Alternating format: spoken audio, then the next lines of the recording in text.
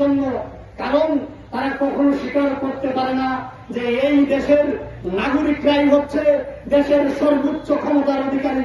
কারণ আমাদের রাষ্ট্রের নাগরিকরাই তাদের ভোটের মাধ্যমেই নির্ধারণ করে কে তাদের পরিচালনা করবে, সরকার কারা চালাবে, প্রশাসন কারা চালাবে, কারা পঞ্চায়েত চালাবে, কারা ব্লক চালাবে, কারা মিউনিসিপ্যালিটি চালাবে, তা ঠিক করার একমাত্র অধিকার আমাদের দেশের জনগণের। অথচ নরেন্দ্র মোদী এই রাষ্ট্রের জনগণের ভোটে ক্ষমতায় এসে ওই সংসদের মধ্যে নতমস্তক হয়ে প্রণাম করে সংবিধানকে মাথায় নিয়ে শপথ করে গত 11 বছর ধরে নরেন্দ্র মোদী ক্রমাগতভাবে আমাদের দেশের সংবিধানকে ধ্বংস করার কাজ করে যাচ্ছে।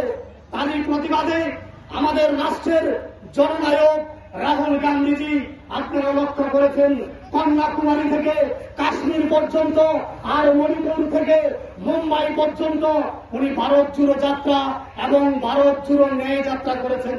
কেন করেছেন?